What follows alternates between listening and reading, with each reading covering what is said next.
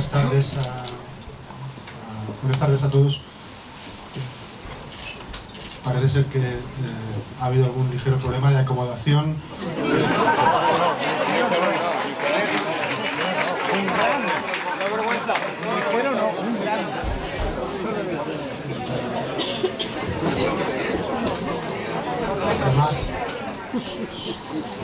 Lo más importante es que el 28 sepamos acomodar la victoria.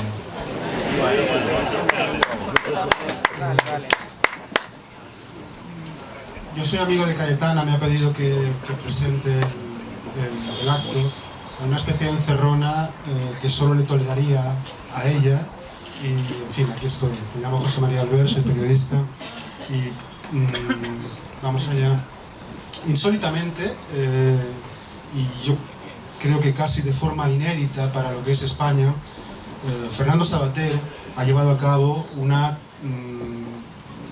campaña, o su presencia en la campaña se ha llevado a cabo con arreglo al canon, digamos, transversal. Fernando arropó en Madrid la presentación de la candidatura de Volt Europa, de mi querido Txema Larrea, la primera formación política que concurrirá a las europeas con la misma marca electoral en todas las circunscripciones. Acompañó a su amiga Maite Pagaza en Rentería, cuando Ciudadanos incurrió en la extravagancia de querer exponer en dicha localidad su programa electoral, nada menos que en tiempos de elecciones. Y hoy interviene en este acto de Cayetana Álvarez de Toledo, un acto del Partido Popular, sí, y que por ello no se puede deslindar de lo urgente, pero que no pretende ser un meeting, sino una conversación política, un intercambio de impresiones a mitad de trayecto. Su presencia hoy aquí encaja como un guante, porque Cayetana es la única política que durante la campaña ha presumido de tener a su vera a personalidades que tal vez no la voten, pero por recurrir a la feliz expresión con que ella gusta de caracterizar España, juntos los distintos, de derechas, de izquierdas, liberales, conservadores, catalanes, madrileños, vascos y medio pensionistas, españoles, en fin. Nos une un cierto afán de pedagogía democrática, lo que incluye una defensa airada y orgullosa de la Constitución, que en boca de estos gigantes es un prontuario de rebeldía, un artefacto contracultural, casi punky, sobre todo en Cataluña y el País Vasco, pero no solo. Y ahí está el extraño caso del doctor Sánchez y su corte de aduladores, tan deseosos de entregarse al independentismo que incluso han llegado a establecer fechas. 10, 15 años, dijo Iceta, como quien trata de endosarte una hipoteca, sí, pero subprime, basura. Nunca un plazo, en fin, habrá sido tan de vencimiento. A Rosa Díez siempre hay que escucharla con interés. Su valentía, su ejemplaridad, siempre han estado por encima de contingencias como el languidecimiento de UPyD, el partido al que todos votamos aquel verano. Sus convicciones, por lo demás, son las mismas que cuando se presentó en las primarias del PSOE contra Zapatero, en una de las muchas veces en que se jodió el Perú. Yo quería preguntarle a Rosa, por empezar, y ya dejaros con la conversación, por el scratch que tú sufriste, creo que en la misma universidad en que lo sufrió Cayetana, en 2010, si no me equivoco, y qué te sufrió el hecho de ver a Cayetana en el mismo brete. Tiene el micro puesto, ¿eh? Vale, pues nada, primero buenas tardes a todos y lástima la gente que se ha quedado fuera, pero bueno, aquí estamos. Nos envidiarán, ¿no? Sí, quizá. Fernando dice, ahora se lamenta por haberse quedado fuera, luego igual se lamentan los que se han quedado dentro, pero él es un pesimista y yo no, entonces yo no creo que eso vaya a ocurrir. No, yo decías que sentí viéndole a Cayetana en la misma circunstancia de aquel scratch de aquí de la Autónoma. Pues lo mismo que sentí yo, rabia. y luego satisfacción de ver cómo reaccionó.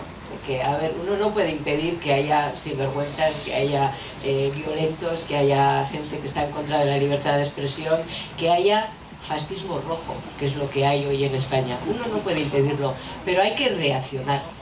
De ello, como ella reaccionó, diciendo, no me vais a callar y yo voy a hablar porque esta universidad también es mía y porque mi voz se tiene que escuchar. Así que por una parte la rabia y por otra parte la alegría de ver que reaccionó como una política, como una ciudadana española sin complejos.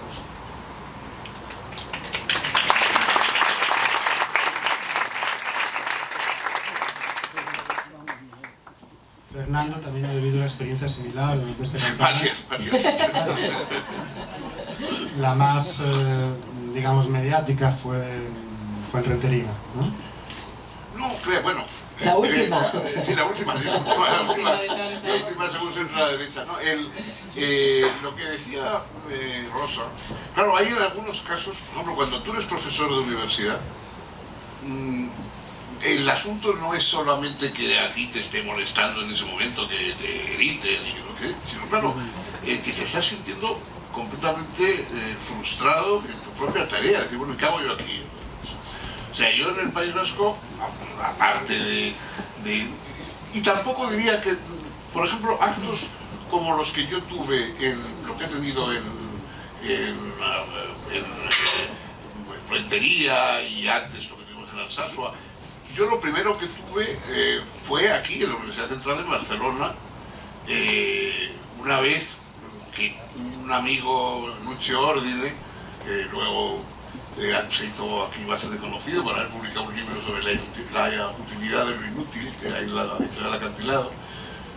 Lucio había preparado una edición estupenda de Giordano Bruno, bilingüe, y bueno, él quería presentarla en la Universidad Central de Barcelona y se empeñó en que la presentara yo. Y yo ya le dije, no sé yo si, en fin, mejor, porque no, yo he ido hasta allí y todas esas cosas, ¿no? No.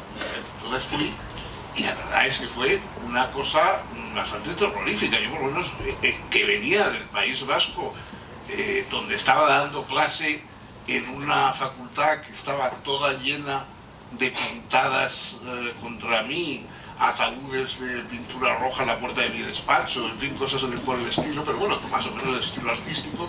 Pero claro, yo vine aquí, iba con 4 escoltas. Y bueno, aquí había, en la puerta, había una verdadera batalla. Habían en la sala el salón de grado, donde se iba a hacer la presentación, habían echado no sé qué cosa para que no se pudiera abrir la puerta, y luego atacaron directamente a los 4 escoltas. Uno de los escoltas acabó lesionado, o sea que vamos, no fue una cosa. Y entramos en medio de ese escándalo, el pobre Lucho horrorizado, diciendo, ¿por qué la gente en Barcelona tiene este odio a Giordano Bruno? O sea, ya le quemaron, o sea, que tampoco no se entendía por qué tanta animadversión. Y claro, yo, pues hombre, como estaban diciendo tal, pues en fin, yo que a veces soy un poco lenguaraz, pues también les contesté. Y me decía el rector, no les provoque, y digo, ya, pero o sea, el señor dice que viene con el hacha, yo no le he provocado, pero pues al final casi estábamos acosándoles, vamos. Y esa fue la primera vez que, pero aparte de las bromas, y que lo cuento con, si quieren ustedes, un poco de humor, pero claro, para un profesor eso es una cosa totalmente derogatoria, o sea, decir, bueno, esto es apaga y vámonos. ¿Qué sentido tiene estar dando clases así? ¿Qué sentido tiene si no aporta uno nada más que esto que estamos viendo, ¿no? Entonces, evidentemente, luego ya lo de Alsasua y lo de Rentería tiene el plus añadido de que te dicen que ha venido usted a provocar, pero eso te lo dice, lo suscribieron incluso, por ejemplo, gente del PNV, etcétera, que en este momento, hoy, ya que estamos aquí, el lunes, están en Benidorm hablando a los vascos que hay en Benidorm. Y por supuesto sin sufrir, como es debido, ningún tipo de ataque, ningún tipo de provocación, etc. Entonces, el mismo señor que considera que Maite Pagazaurtundúa, que ha nacido en Rentería y toda su familia es de Rentería y tiene una hermana enterrada en el cementerio de Rentería, si va a hablar a Rentería está provocando. Y en cambio él, que en fin, debe tener unas vinculaciones con Benidorm, vecinos, arrolladoras, pues está haciendo muy bien a hablar. Entonces, pero, Rosa, dile dónde se reúnen en Benidorm, Aitor Esteban. Sí. A ver, no, él lo sabe, pero es que esto tiene gracia, porque a lo mejor alguno... Tiene gracia, en fin, cierra el círculo. El meeting del BNV en Benidorm es en una terraza que se llama El Rincón Español.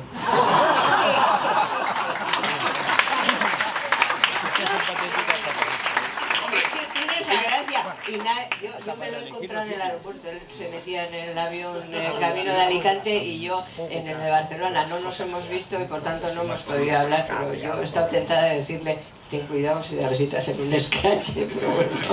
No, pero nos lo tomamos así de broma, como lo cuenta Fernando, pero la verdad es que es muy serio, ¿eh? O sea que en una democracia en España, pues para ir a hablar a eso, a tu pueblo, a Rentería, o al pueblo de cualquiera, al pueblo de cualquiera, pues esté sometido a esto. No fue una bronca de escalera, ¿no, Cayetana? No fue una bronca de escalera, ¿no? Pero tuviste split de escalier. A ver, a mí me gustaría decir algo antes de entrar, digamos, en la discusión o la conversación. Yo quiero rendir homenaje a Rosa Díez y a Fernando Savater también con este acto. La democracia española, la España constitucional, no habría resistido, debo decir, sin personas como ellos. Frente a la democracia o con la democracia hay dos maneras de actuar. Una es de manera, digamos, un poco flácida, pasiva, dar por hecho que la democracia está y estará siempre. Y los otros son los que son conscientes de la fragilidad de la democracia y del Estado de Derecho, en el fondo lo milagroso que es que vivamos en un Estado constitucional y que cuando ese Estado constitucional es agredido, se ponen de pie, lo defienden, luchan, se juegan la vida y hacen que esa democracia resista a todo.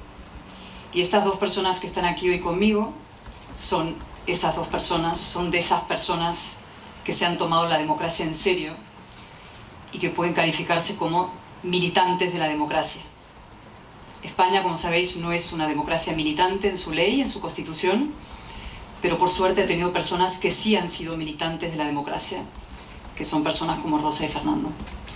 Y yo he aprendido de ellos todos estos años, desde hace muchos años. Son para mí referentes morales y políticos. Y os aseguro que tenerles hoy aquí conmigo en este acto en plena campaña, en un acto de fortalecimiento y movilización constitucional, es lo más emocionante que me ha pasado en esta campaña, en la que me han pasado muchas cosas.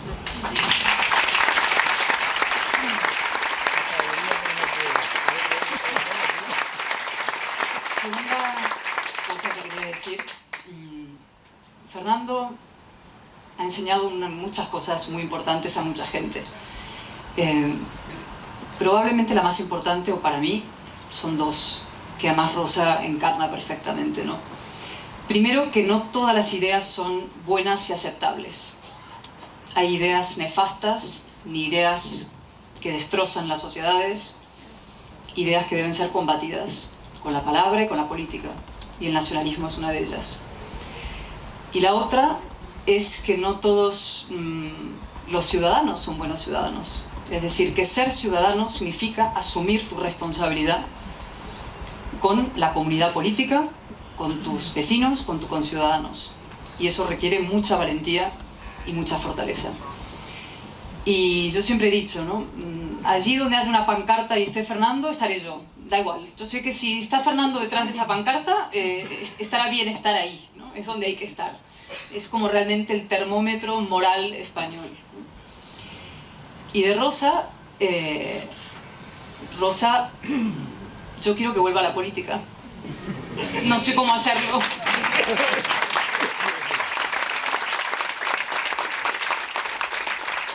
Pero ni España ni la política pueden prescindir de Rosa Díez. Por todo lo que representa, por todo lo que ha hecho, por todo lo que sigue haciendo, no conozco a nadie, digamos, con más, digamos, convicción y coraje democrático, realmente. La convierte en un, digamos, adversario temible, porque es rocosa, es dura, no somos simpáticas, no caemos bien, debe ser. Pero realmente personas como ellas son pilares de un Estado constitucional.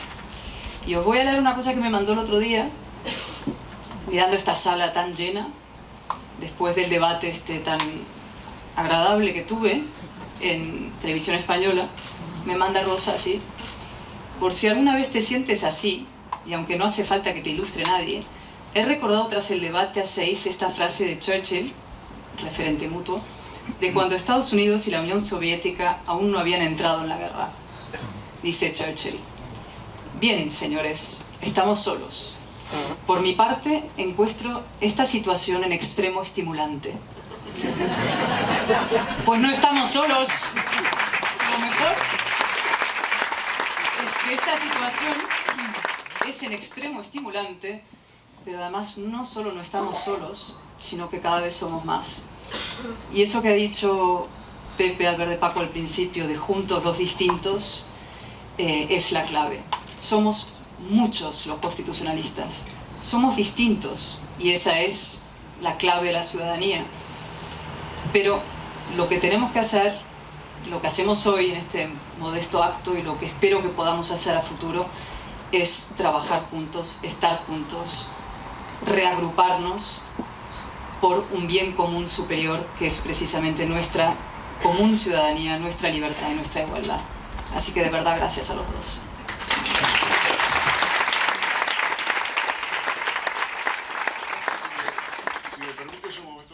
Yo, además, hay una cosa que me parece importante subrayar, ¿no?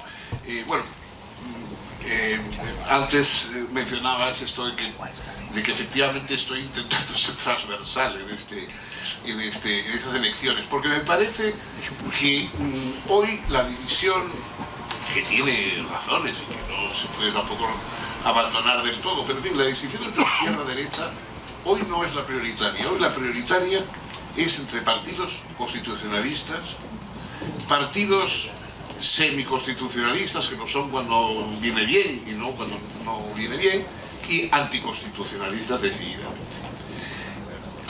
Yo creo que con los anticonstitucionalistas decididamente ni a cobrar una herencia. O sea, eso no se puede utilizar. Y uno puede intentar que los que están a medio camino pues se pasen abiertamente al constitucionalismo. Pero sabiendo siempre, bueno, más o menos lo apuntaba Cayetano, pero yo creo que quisiera subrayarlo, que la Constitución no es un elemento de homogeneidad, sino que al contrario, dentro de la Constitución caben cosas muy diferentes. O sea, no es un cuadro en el cual todo el mundo tiene que ser igual. Algunos filósofos, digamos, alemanes, que son los que suelen hablar de estas cosas así como Rodó Marquardt, por ejemplo, y otros, han dicho que la libertad democrática es ser distinto sin temor. Y lo que pretende la Constitución es la base dentro de la cual uno puede ser distinto sin temor. Es decir, el mecanismo democrático es que una vez que aceptamos una regla común, llámese Constitución, los países que no la tienen, pues unas leyes fundamentales, pero una ley común, a partir de ella uno puede ser como le dé la gana. Uno puede parecerse a quien quiera o ser diferente de los demás y buscar su propio camino. Y en eso consiste precisamente la democracia.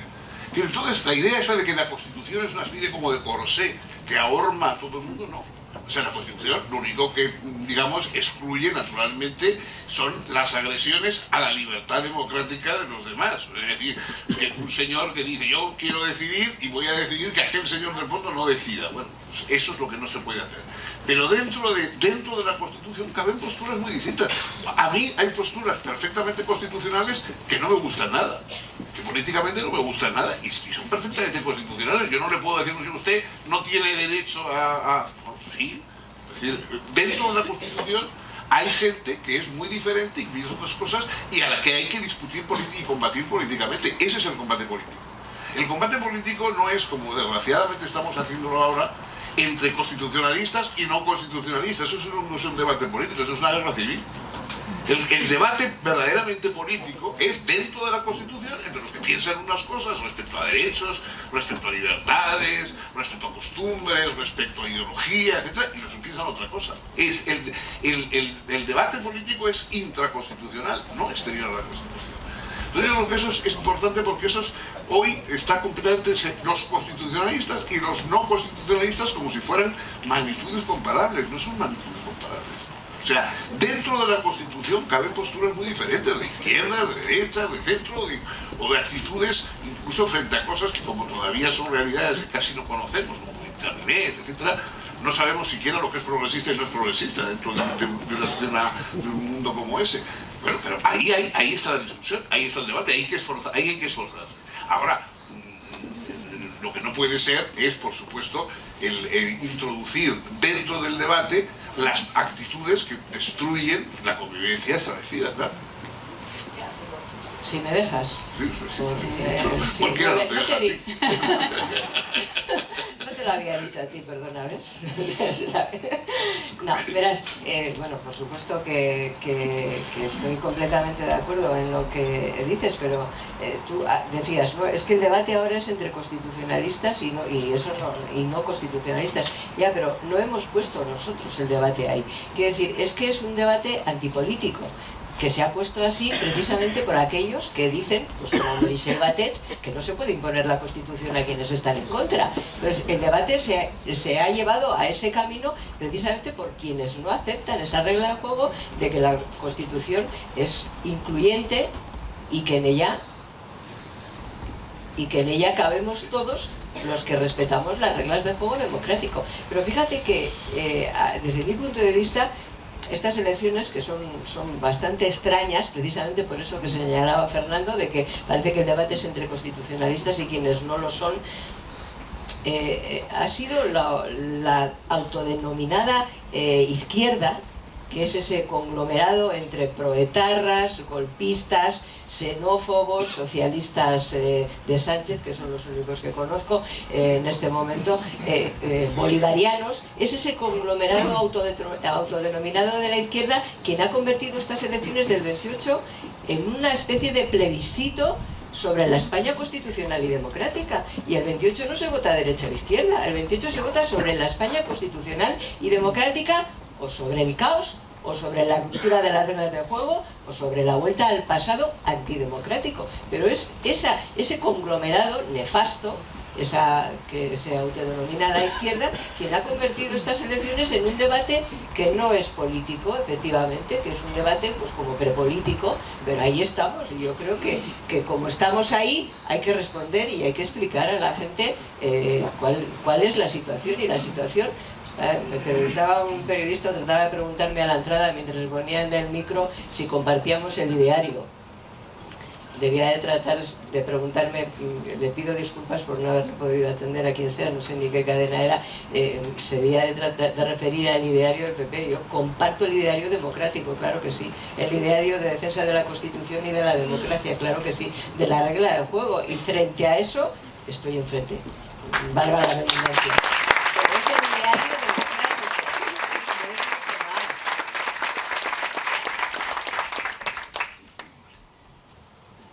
En uno de los muchos hallazgos de Fernando durante esta campaña, él ha dicho,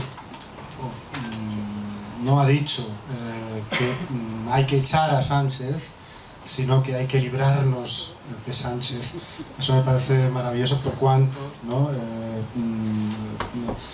Supone en fin, poner fin a algo que verdaderamente empieza a ser, además de un peligro, un hastío, ¿no?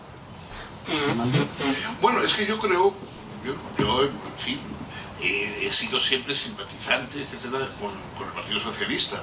Y de hecho, cuando nosotros nos sentimos decepcionados por la actitud que tomaba el Partido Socialista en temas como el nacionalismo, etcétera, es cuando procuramos hacer un PID. Es decir, no veníamos de otro sitio. Y yo creo que dentro del Partido Socialista hay personas que no tienen nada que ver con Sánchez ni con Meritxell Batet. Es que al contrario, esos son casos que hace unos años hubieran escandalizado a la gente, hubieran chocado, hubieran sido los chocantes. Y hoy, en cambio, los chocantes son los que defienden las posturas que ha sido la izquierda ilustrada. Es decir, una izquierda nacionalista es como decir madera de hierro o nieve frita o algo por el estilo. O sea, son cosas que no tienen sentido. O sea, es decir, la izquierda precisamente es la ruptura, incluso a veces excesiva, con ese patrimonialismo que es el nacionalismo. Entonces, bueno, el hecho de que hoy veamos que las izquierdas simpatizan, incluso encabezan los movimientos nacionalistas, pues eso. Entonces yo creo, sinceramente, que Sánchez lo que encarna es el peligro que tiene el socialismo de llegar a desaparecer realmente del panorama ilustrado democrático en España.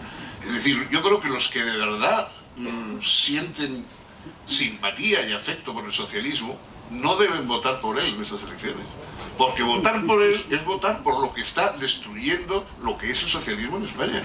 Entonces, precisamente por proteger las ideas y la trayectoria de lo que ha sido el mejor socialismo en España, hay que evitar el hecho de que los que están en este momento usurpando esas siglas pues sigan gobernando. Me parece que, y por eso, de alguna forma, pues hay que subrayar un poco las otras opciones, porque la idea esta de la hemiplegia política, esta de que hay obligadamente, no sé, ahora yo hablo con amigos y que están diciendo, bueno, claro, pero yo siempre he votado socialista. Bueno, votaba socialista porque estaba Felipe González, porque Felipe González no está ahora. O sea, que no es que estés votando obligadamente, votando una cosa como si no hubiera más remedio. O sea, tú puedes pensar que, a pesar de que hay unas siglas iguales, etcétera, las personas varían y una misma cosa puede cambiar muchísimo. Es decir, con el mismo rótulo puede el contenido ser muy diferente. Me parece a mí, Rosa. O sea, ¿cuándo empezó ese proceso en la izquierda, no? Porque, claro, Rosa, tú te fuiste del PSOE en el año con Zapatero. Sí, con Zapatero. 2007. Es decir, ya han pasado 12 años. Podemos decir que Zapatero probablemente es un punto de inflexión y Pedro Sánchez ya es Zapatero multiplicado por mucho, ¿no? Pero en Cataluña probablemente el proceso de la, digamos, identificación de la izquierda con el nacionalismo es incluso previa, ¿no? O sea, es muy, muy temprana. Y la labor que hace la izquierda en el blanqueamiento del nacionalismo y en la conversión del nacionalismo en la hegemonía política, cultural, es brutal aquí. Con lo cual, bueno, también podemos pasarnos la vida mirando hacia atrás y ver cuándo se fastidió todo y cuándo empezó el proceso de desizquierdización de la izquierda.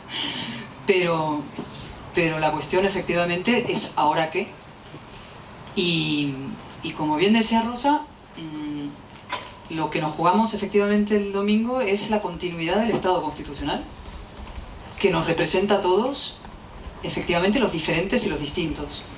Estaba pensando en lo que decía Fernando hace un momento sobre los dos bloques, ¿no? Porque permanentemente están diciendo constitucionalistas y no constitucionalistas, o constitucionalistas y nacionalistas, equiparándolos como si fueran, digamos, dimensiones equiparables. Pero claro, la diferencia radical es que cuando nosotros vamos a la universidad y entramos a debatir en la universidad, es para que puedan debatir todos, incluso ellos. Y cuando nosotros exigimos que quiten esos lazos de los ayuntamientos y de la Generalidad, no es para poner nuestros lazos, es para que sean neutras las instituciones, para que todo el mundo pueda estar representado.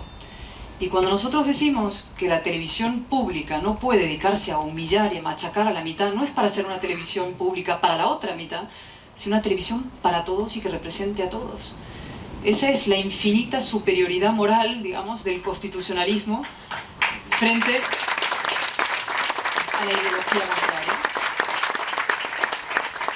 Con lo cual, efectivamente, estamos en un debate puramente, como decía Rosa, prepolítico.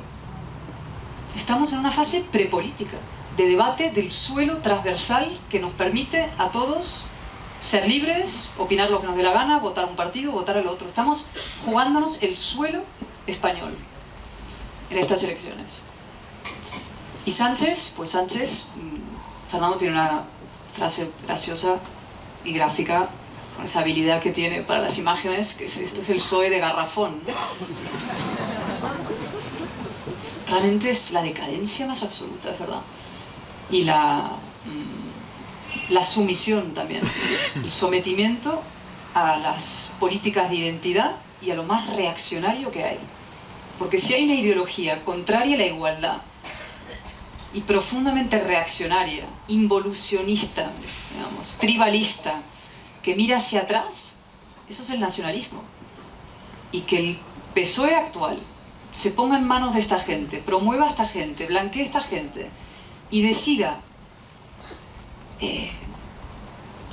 digamos, que el golpe del 17 de octubre del 17, no solamente no tenga consecuencias y no solamente no suponga un punto de inflexión en el que todos aprendamos, y el primero el PP, sino que vaya a reincidir en la misma política de sesiones y de envalentonamiento del nacionalismo y del separatismo, es una operación demencial.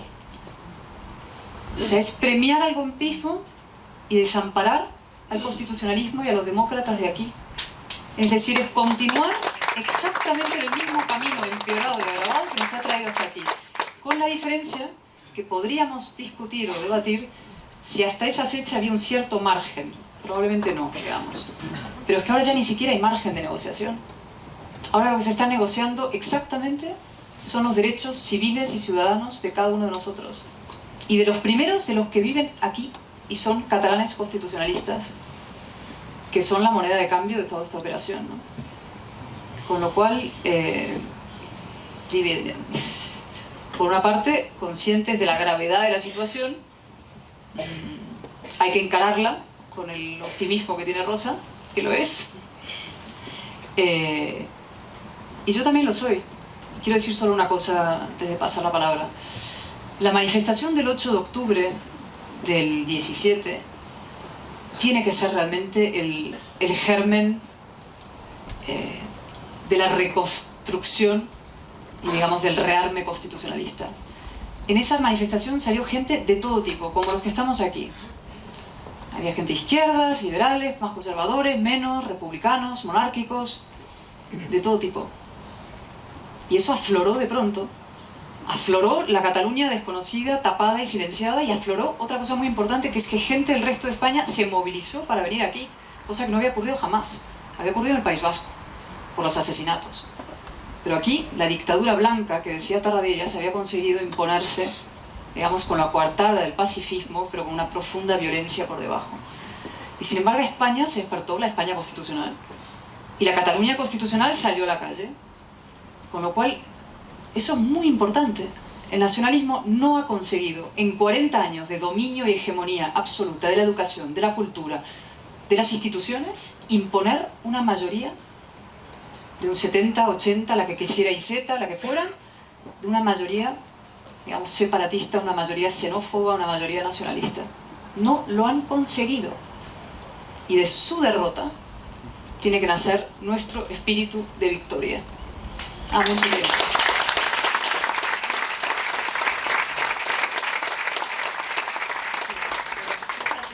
Fíjate, Cayetana, que yo creo que lo que nos falta o lo que nos pesa es que tenemos, los que nos llamamos constitucionalistas, esto de los constitucionalistas nos lo inventamos en el País Vasco, ¿te acuerdas? Sí, o sea, realmente nadie se llamaba a sí mismo constitucionalista, nos lo inventamos allí y lo teníamos que explicar, digamos, es que en el País Vasco la Constitución no ha tenido una oportunidad, entonces reivindicamos la Constitución en aquel lugar de España en el que no ha tenido una oportunidad y por eso nos llamamos constitucionalistas y ahora, bueno, se ha extendido entre otras cosas porque hace falta defender la Constitución en el resto de España, no solo en Cataluña y en el País Vasco, sino en el resto de España. Entonces, pero fíjate que esta sala y los que se han quedado fuera demuestran que no tenemos espíritu de victoria, que nos falta autoestima, que nos falta ambición, que creíamos que no iba a venir nadie. Para San Jordi la próxima vez, a ver. No, pero es que es verdad,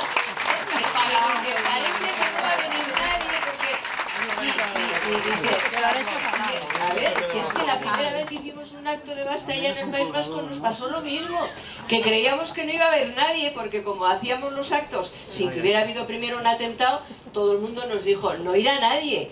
Y entonces la reivindicación de salir a la calle juntos, los distintos, los que estamos unidos por ese mismo espíritu de defensa de la democracia, pues era para reencontrarnos los que somos mayoría.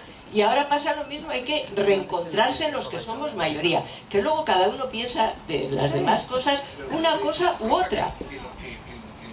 Por lo que nos llamaba la atención cuando estábamos allí era hasta qué punto, cuando estábamos en las manifestaciones, en Basta Ya, incluso antes de eso, hasta qué punto todos, siendo de partidos diferentes y tal, todos nos considerábamos exactamente iguales. Que nunca, nos extrañaba cuando salíamos fuera y volvíamos al resto del país el ver que había enfrentamientos irreductibles y tal, porque nosotros, pues estaba Rosa, estaba María San Gil, estaba gente de comisiones, pero todos, y apenas nos preguntábamos ¿tú de qué eres? Nosotros estábamos allí, porque bueno, pues había que estar, estábamos defendiendo lo que había que defender.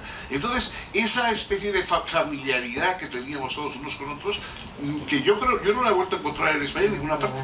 En ninguna parte. O sea, no, en fin, mira, otras tantas cosas malas tuvo el terrorismo y la violencia y tal, pero esa tuvo buena.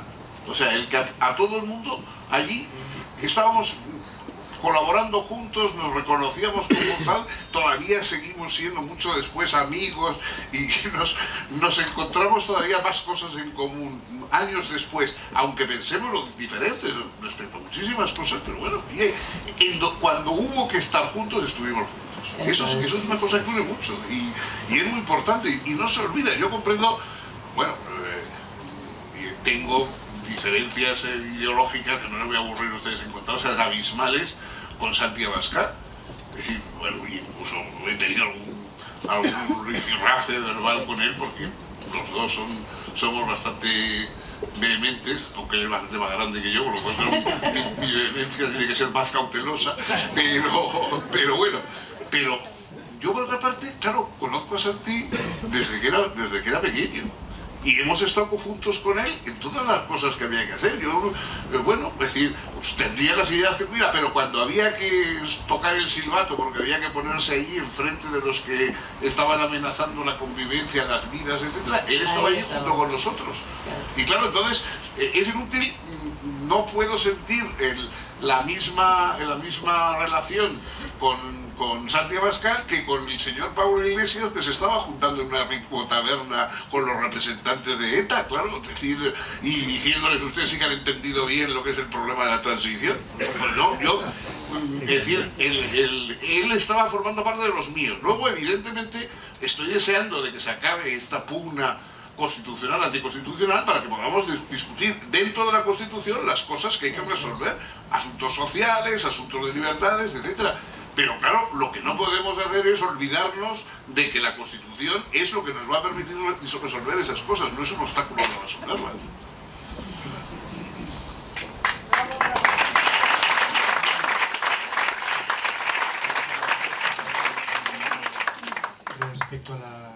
Respecto a la campaña de Cayetana, ha tenido muchas virtudes, pero una en concreto creo que ha sido que ha hecho aflorar todos los dramas y todas las anomalías, todas las contrariedades de esta comunidad que es Cataluña.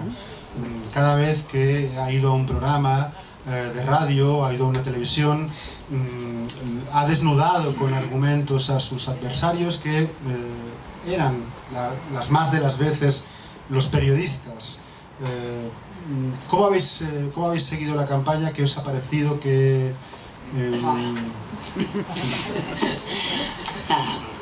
Esto no hace falta que comenten campaña. No. Yo quiero, solo un apunte quería hacer sobre otra cosa, sobre un asunto, por no hemos venido a hablar de mi libro, sino del general. Pero el tema de la violencia, lo comentábamos hace un momento antes de entrar, ¿no?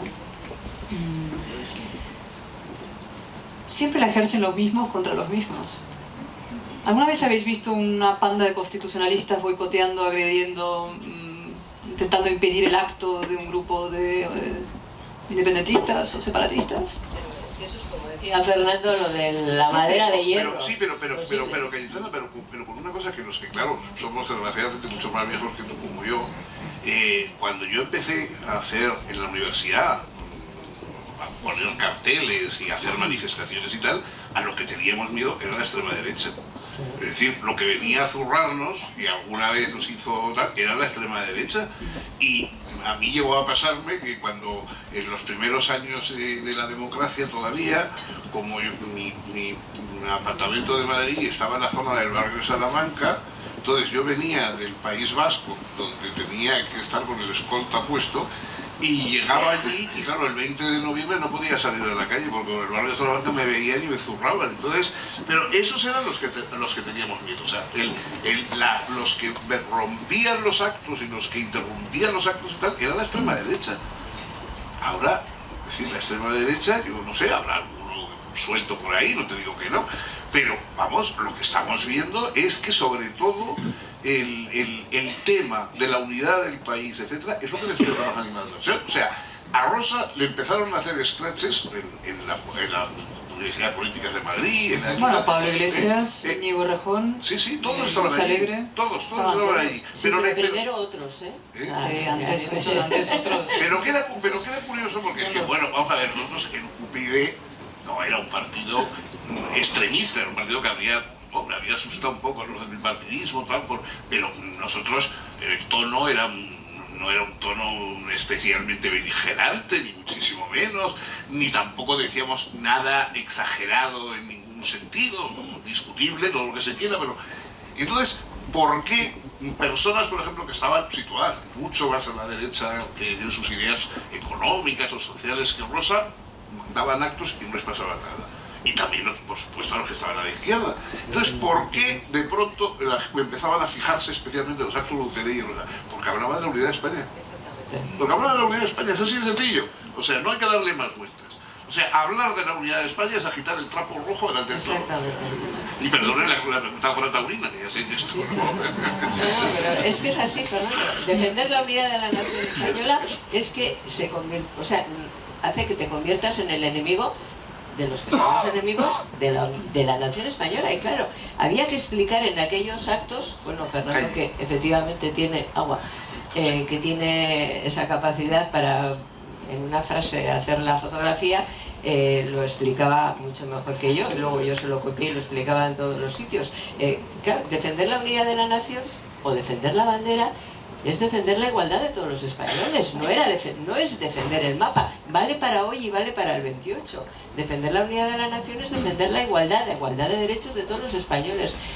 Recuerdo la primera vez que lo dijiste en un acto, dice, no, si yo voy por el desierto y veo la bandera de la Cruz Roja, me emociono. Hablábamos de la bandera española, por lo que representa el símbolo de la democracia, de nuestra democracia. Y bueno, cuando veo la bandera con la Cruz Roja me emociono. ¿Por la cruz? No, hombre, porque hay agua. Bueno, pues yo cuando veo la bandera de España en un balcón en el País Vasco me emociono. ¿Por qué? Porque sé que mis derechos allí están representados y defendidos. Y pasa lo mismo en Cataluña y pasa lo mismo.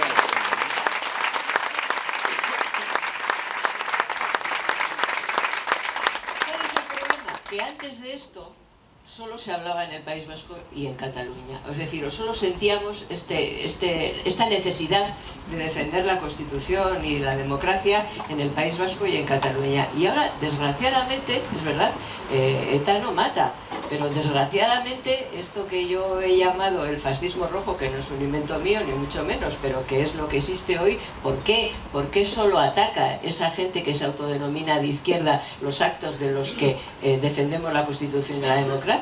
Bueno, pues eso se ha extendido por toda España. No solo ocurre en la universidad aquí, es que los concejales del Partido Socialista salieron en Valladolid contra una procesión de Semana Santa con las banderas republicanas gritando e impidiendo. Es que después de las elecciones autonómicas en Andalucía, pues el PSOE convocó autobuses en contra de los resultados. Entonces, es verdad que a lo mejor es exagerado y no compartís mi opinión, pero yo creo que la democracia está en riesgo. y que de eso es de lo que van las elecciones del 28. ¿Está en riesgo porque el nacionalismo ha crecido mucho? ¿Porque hay muchos más votos independentistas en Cataluña? ¿Porque además están los bolivarianos de Podemos? No. Está en riesgo porque el PSOE está sometido a todos ellos. El peligro para España es Sánchez.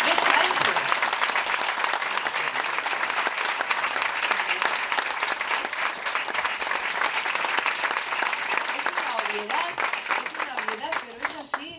En fin, siempre ha habido nacionalistas e independentistas, incluso ha habido nacionalistas que nos mataban, pero ni siquiera matándonos consiguieron destruir la democracia. Y este hombre, llamado Sánchez, que ha hecho un estadista Zapatero, pues si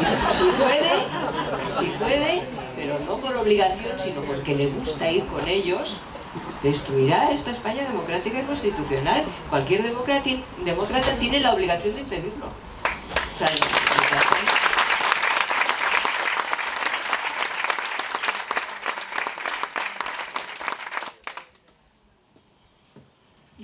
un asunto sobre la presencia del Estado democrático, es decir, la democracia, es decir, el Estado, punto, en el territorio, ¿no? O sea, el otro día cuando estuvimos en la universidad, y os ha pasado a vosotros infinitas veces y esta semana otra vez, la reacción aquí fue de la candidata de Puigdemont a las elecciones, fue, pues el que va a buscar problemas los encuentra. Entonces, es una frase interesante, ¿no? Realmente. Usted va provocando, ¿no? Pues sí, voy provocando, sí. No, sí. Es que hay que provocar al totalitarismo en nombre de la democracia. Es que eso es así. No, usted va provocando. Si vas a los pueblos de Gerona, del interior, donde no es que no haya una bandera de España, es que llevan sin ver una bandera, sin ver nada que tenga una referencia a lo común y a un mundo algo más abierto y menos cerril y menos... ¿no? Pueblos del País Vasco, donde se ha visto estos días también. O sea, ahí donde tenemos que intentar fortalecer la presencia de lo común y del Estado democrático y de la democracia. Es decir, yo estoy todo el día con esta frase de la recuperación, el rescate democrático de Cataluña. Es que significa eso. Es decir, que la democracia llegue a cada pueblo de Cataluña y pueda haber libertad en cada pueblo de Cataluña.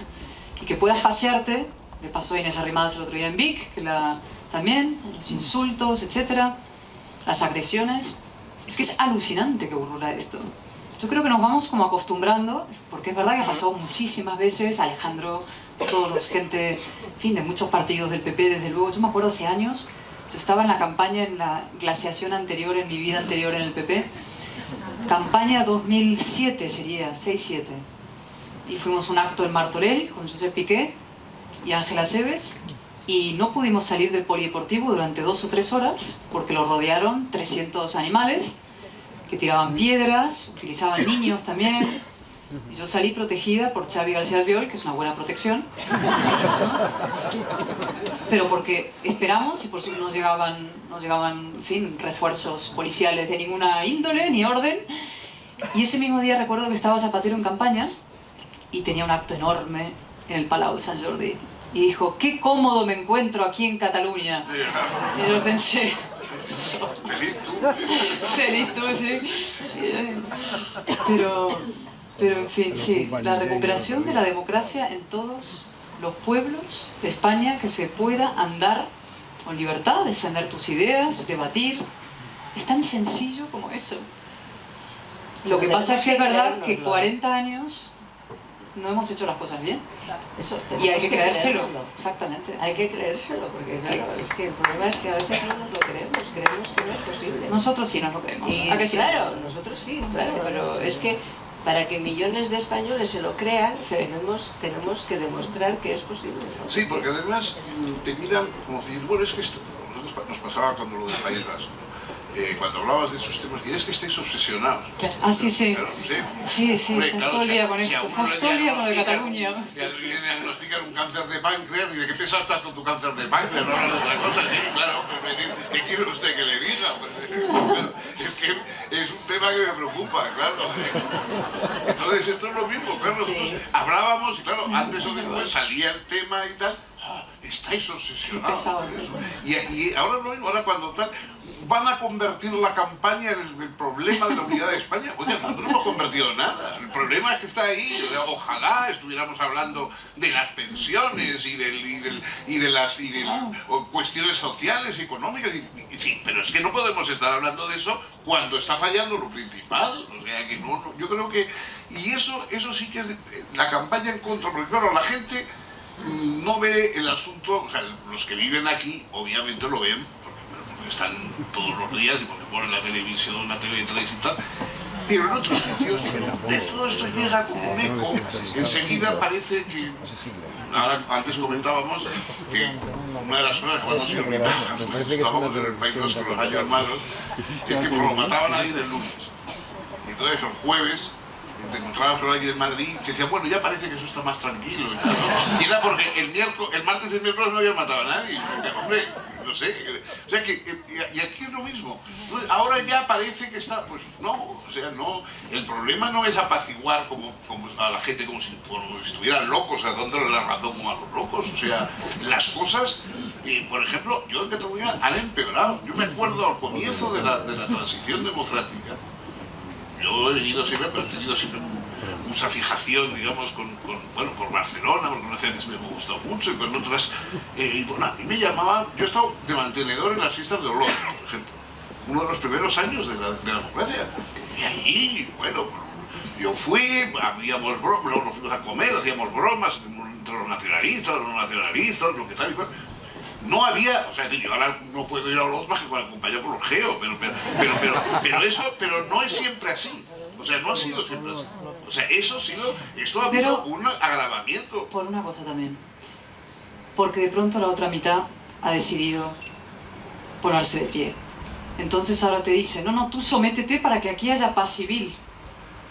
Ese es el trueque, el canje perverso que te hacen.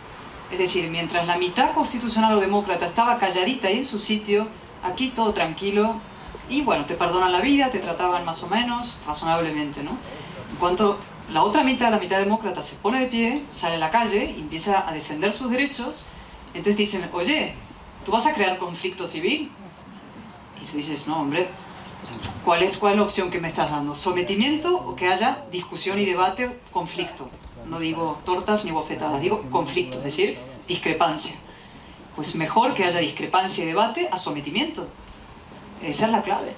Sí, lo que pasa es que yo creo que también, a partir de los años 80, la llegada de Pujol, etc., el cambio que hubo en educación, el hecho de que una serie de miles de maestros tuvieron que dejar sus puestos porque ellos daban clase en castellano y no se podía dar clase en castellano con la inversión lingüística, que es una atrocidad desde el punto de vista educativo. Y la generación de los educados en los años 80, a partir de los años 80, son hoy los que están haciendo el proceso. O sea, lo mismo, yo no... Ya sé que la educación no lo es todo y que probablemente la educación familiar en muchos casos es más importante incluso que la escolar, etc. Pero lo mismo que los cambios que hubo en la educación en Estados Unidos cuando con el presidente Johnson se integraron realmente los grupos raciales, étnicos diferentes en la enseñanza. Esos, los que se educaron en los años de Johnson, son los que eligieron luego a Obama presidente. O sea, esas cosas tienen una relación. Los que se han educado en los años 80, después de que se tuvieron que ir los maestros que, además de hablar en castellano, pertenecían de alguna manera a ese mundo todavía común, etcétera, etcétera. Y ha ido creciendo la educación no solo escolar, sino también en la televisión, etcétera, etcétera. Eso es lo que ha producido el fenómeno actual, o sea, los que hoy vemos en la calle. ¿De dónde sale esta gente? Esta gente sale de la educación a partir de los sin duda, eso sí. El plan Pujol.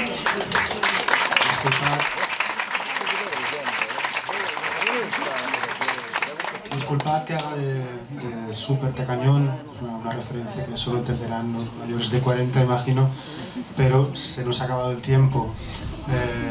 Poco. Tenemos que... ¿Una ronda más?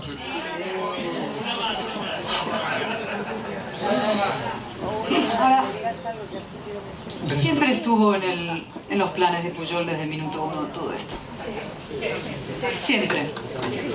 O sea, quienes creen que hubo, ¿no?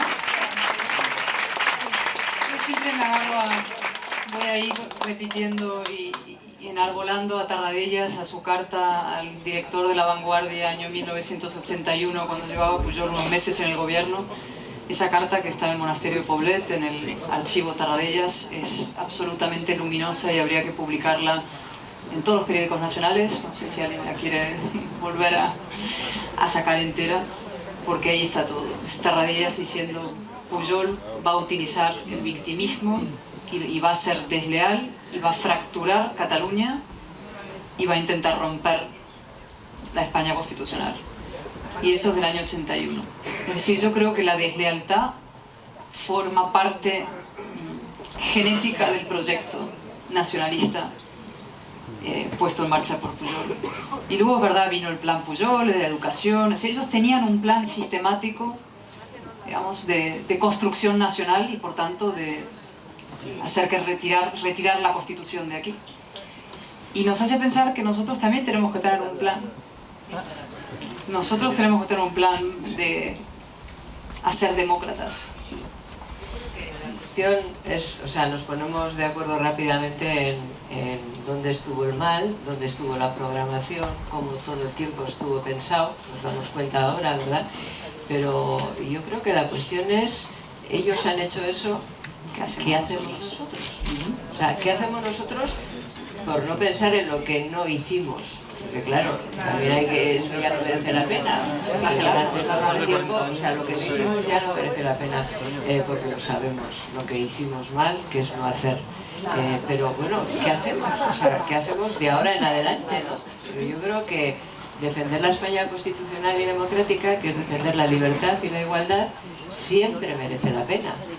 Y que tenemos que hacerlo, pues no solamente con una referencia ética, moral, democrática, sino, si me permitís, mis hijos ya son mayores, porque tengo nietos pequeños, tenemos que hacerlo en legítima defensa. La defensa de la España constitucional y democrática es un acto de legítima defensa. Y esto es en lo que estamos unidos, en lo que tenemos que seguir trabajando y elaborar nuestro plan. Que es un plan que, a ver, yo no es que sea una optimista, pero me considero un espíritu positivo, entre otras cosas porque siendo vasca, mujer, no nacionalista, pues si no me habría suicidado ya. Un espíritu positivo.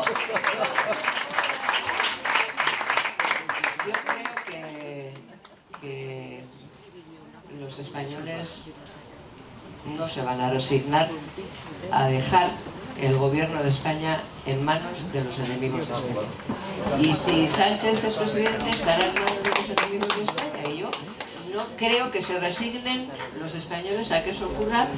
Ya no digo porque se consideren más de izquierdas, más de derechas, más patriotas, que es algo que hay que reivindicar en el sentido verdadero de la palabra, sino porque hay que hacerlo en legítima defensa. Y que ellos, ¿qué han hecho? Eso, ¿verdad? Bueno, ¿y nosotros qué hacemos? Y una cosa, si lo hacen, seguiremos dando la batalla, lo que haga falta. Si lo hacen, no lo van si a lo hacer. No hay que, si lo hacen, seguiremos aquí. Bueno, esto por supuesto. Seguiremos aquí.